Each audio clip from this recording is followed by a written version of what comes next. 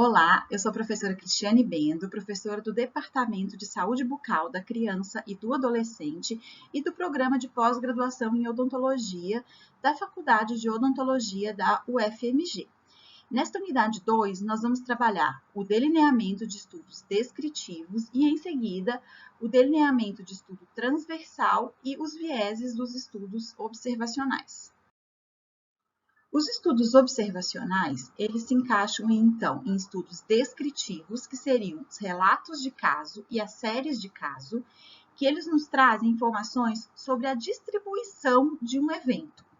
E os estudos analíticos, que seriam, então, os estudos transversais, ecológicos, os estudos de coorte, que são aqueles longitudinais, e os estudos tipo caso-controle, que eles, com esses delineamentos, então, é possível testar hipóteses e explicar causalidade, no caso, principalmente, de um estudo de coorte.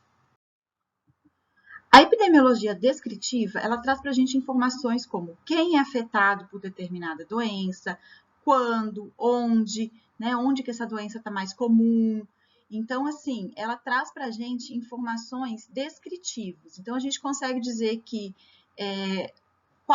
são as características daquela população, daquela amostra que foi afetada por aquela determinada condição. Mas se a gente quer testar hipóteses, entender fatores de risco, fatores associados, né?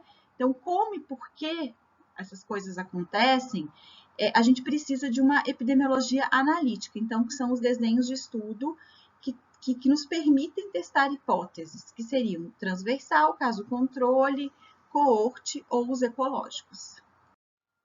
Eu imagino que vocês já conheçam a pirâmide da evidência científica, né? E essa é uma pirâmide atualizada, né? Que foi atualizada em 2016, e que mostra, então, que quanto mais no topo da pirâmide, maior o nível de evidência científica.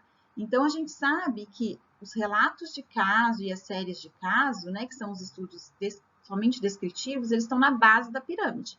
Então, é o menor nível de evidência que existe. Em cima deles, a gente vai ter os estudos observacionais, então, os casos controles, e os transversais, eles estariam entre os relatos de caso e os casos controle, então, nesse meio aqui. E logo acima, a gente tem os coortes e os ensaios clínicos randomizados. E as revisões sistemáticas, elas foram retiradas desse topo da pirâmide e, na verdade, elas foram colocadas como uma lupa.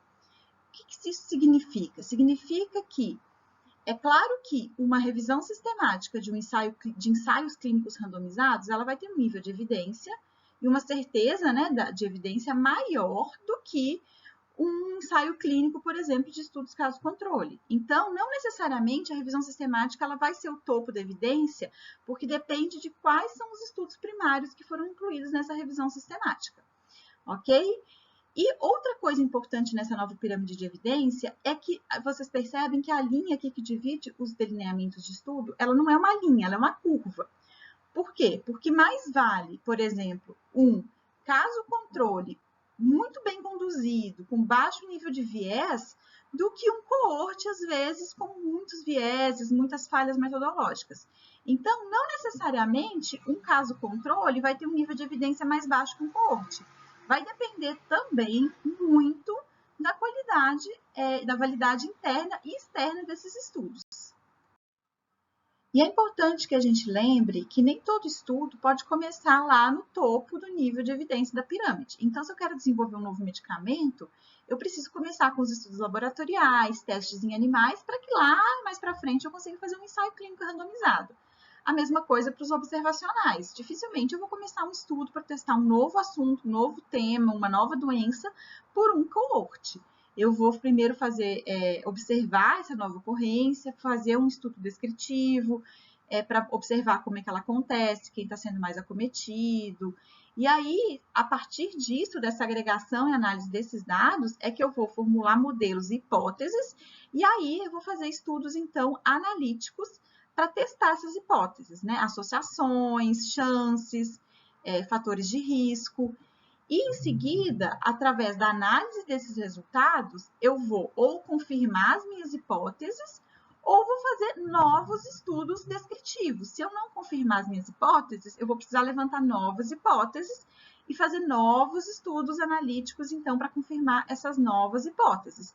Ou eu vou confirmar, então, esse meu modelo e essas hipóteses que eu levantei inicialmente lá no meu estudo descritivo, testei no meu estudo analítico, e aí eu posso confirmar e seguir com mais estudos, subindo no nível de evidência da pirâmide. Os estudos descritivos, então, eles podem trazer para a gente propostas de formas inovadoras na abordagem de uma doença ou de um tratamento.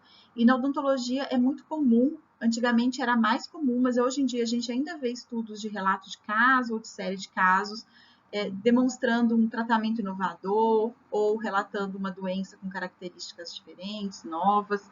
Então, isso é muito comum na nossa área ainda. Formulação de novas hipóteses. Então, é importante, né, para que a gente tenha um primeiro contato com uma nova situação, uma nova doença, e que se formulem as hipóteses, então, que podem ser testadas em outros delineamentos de estudo com maior nível de evidência. E também para detecção de epidemias. Então, muitas vezes, um estudo descritivo é o primeiro relato na literatura de uma endemia, epidemia ou um surto de casos que pode acontecer em algum local, né, no mundo, uma determinada população. Então, quando a gente fala de relato de caso clínico, né, que é muito comum, como eu falei na nossa área, de estudos de relato de caso, geralmente o relato de caso ele é de 1 a 3 indivíduos. Então, relata a situação clínica ou o tratamento de 1 até 3 indivíduos. E serve normalmente para documentar ocorrências raras na área médica, né, na área da saúde como um todo, e descrever novas doenças. Um exemplo clássico que aconteceu há muitos anos atrás, né, lá na década de 60, de relato de caso, foi o relato de 2 casos, né, que levantou a hipótese de que a talidomida, que era um medicamento usado para o tratamento de enjoos em mulheres grávidas, ela poderia ser teratogênica. Né? E aí, a partir desse relato de caso, desses 2 casos, foram feitos outros estudos observacionais para confirmar, então, para testar essa hipótese que foi confirmada e a talidomida, então, passou a ser contraindicada em mulheres grávidas. Num relato de caso, então, é importante que haja uma descrição detalhada do caso ou dos casos clínicos, que se demonstre, então, que se escreva, né, sobre as características importantes sobre os sinais, sintomas e outras características do paciente e que se faça um relato dos procedimentos terapêuticos utilizados e do desfecho do caso. E é muito importante também que se faça uma descrição das intercorrências encontradas e não somente do sucesso clínico, porque muitas vezes as intercorrências, as falhas, elas são tão importantes quanto o resultado final, porque o relato do caso ele vai trazer para a gente, então, como que essa situação evoluiu e muitas vezes uma intercorrência, uma falha, ela é importante para que a gente entenda o processo, né, de tratamento, o processo de um determinado procedimento. Então, é muito importante que a gente faça uma descrição detalhada de todas essas situações. Já a série de casos, ela é desenvolvida com um grupo pequeno de indivíduos, geralmente mais de 3 indivíduos, até em torno de 10. Mas existem relatos de casos que acontecem com mais indivíduos, mais do que 10 também. A diferença do relato de caso para o estudo analítico, né, em muitas situações, seria a falta do grupo controle no relato de casos. Você tem um relato só daqueles indivíduos que apresentaram aquela condição, que apresentaram aquela doença. Você não tem um grupo controle para comparar. Por isso que a gente fala que é relato de caso mesmo, né? Não é, ou série de casos nesse caso. Não tem como você fazer um teste de associação, porque você não tem um grupo de comparação. Tá? Então, da mesma forma que o relato de caso, a série de casos ela serve para documentar ocorrências raras e descrever novas doenças na área de saúde, na área médica, formular as hipóteses e detectar epidemias. E uma epidemia que foi detectada, uma doença que foi inicialmente descrita através de uma série de casos, foi a questão do HIV, da AIDS, a epidemia de AIDS. Uma série de casos, né, clássica, que foi o primeiro relato da epidemia de AIDS no mundo, foi esse estudo, em 1982, publicado pelo CDC, que é o Centro de Controle de Doenças americano, e que relatava, então, uma linfadenopatia generalizada e persistente em homens homossexuais. E então foi uma série de casos. Como é que era o relato, né? Como é que esse artigo está escrito? Dentre várias partes do artigo, eu trouxe duas aqui para destacar para vocês. Então, eles colocam que lá, desde outubro de 1981, casos de linfadenopatia generalizada persistente em homens homossexuais, e essa linfadenopatia ela não podia ser atribuída a outras causas previamente identificadas. Então, essa situação ela foi relatada ao CDC por médicos em várias áreas metropolitanas importantes dos Estados Unidos, que estavam encontrando, então, essa condição nesses homens. E em fevereiro e março de 1982, os registros de 57 homens homossexuais com linfadenopatia atendidos em centros médicos de Atlanta, Nova York e São Francisco foram revisados.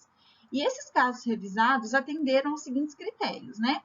Eles tinham linfadenopatia por pelo menos 3 meses de duração, envolvendo 2 ou mais sítios extrainguinais e que foram confirmados no exame físico pelo médico do paciente. A ausência de qualquer outra doença atual ou uso de drogas que fosse conhecido por causar linfadenopatia e uma presença de hiperplasia reativa em linfonodo. Então, diante dessa descrição desses casos, desses 57 casos, foi que se começou a investigar a ocorrência de algum agente, né, que hoje a gente sabe que é o vírus do HIV, de algum agente que estava causando essas condições, essa linfadenopatia e toda essa deficiência imunológica e todos esses efeitos, né, que o vírus do HIV causa e que naquela época não se conhecia. Então, essa série de casos foi a primeira apresentação que se teve à comunidade científica dessa condição. Mas apesar do relato de casos e da série de casos ter a sua importância na detecção dessas epidemias, né, na abordagem de novas doenças ou de novos tratamentos, e ela tem a sua, né, e esse tipo de estudo tem a sua importância, ele também apresenta limitações que a gente já abordou né, em alguns momentos, mas que agora eu vou trazer de uma forma mais sistematizada para vocês. Então, uma das limitações é que o achado de um fator de risco, ou fator, né, teoricamente, que poderia estar associado, ele pode ser apenas uma coincidência devido ao pequeno número de casos. Além disso, esses estudos descritivos, né, como relato de casos e série de casos, não possuem uma amostra representativa da população. Então, não vai permitir que a gente quantifique a prevalência de uma determinada doença, de uma determinada condição na população. Então, para eu falar, por exemplo, que 54% da população brasileira de 5 anos de idade tem cárie dentária, eu preciso fazer uma amostra representativa. Eu não posso ir num consultório de um posto de saúde, examinar aquelas crianças de 5 anos e falar que essa é a prevalência de cárie da população brasileira. Por quê? Porque eu estou indo só num local muito, né, restrito e fazendo levantamento daquelas pessoas. Então, eu posso fazer um relato de caso, uma série de casos daquele posto de saúde, por exemplo. Mas para eu poder inferir algo para a população, eu preciso de uma amostra representativa da população. Uma outra limitação é a falta de um grupo controle, como eu já falei anteriormente. Então, só são estudados os casos. Então, só são estudados os doentes. Só são relatados, por exemplo, numa série de casos de um determinado tratamento, todo mundo ali recebeu o tratamento, não tem um grupo de comparação, não tem um grupo que recebeu o placebo ou um tratamento padrão. Então, todo mundo é caso, todo mundo recebeu tratamento, todo mundo é afetado pela doença. Então, como eu não tenho um grupo de comparação, não me permite testar a ocorrência de uma associação estatisticamente válida. Eu não tenho como comparar dois grupos para saber se aquele fator de risco, aquele fator que eu considero, né, como um fator que pode ser associado com aquela condição, se ele realmente é ou não, porque eu não tenho um grupo de comparação. E essa última limitação é uma situação bastante séria, que pode, inclusive, gerar um viés de publicação. Então, geralmente são publicados aqueles casos que tiveram sucesso com a intervenção. Então, se eu faço, por exemplo, uma nova abordagem de um tratamento e aquilo não funciona do jeito que eu gostaria, eu geralmente não vou publicar, eu só vou publicar aquilo que foi sucesso.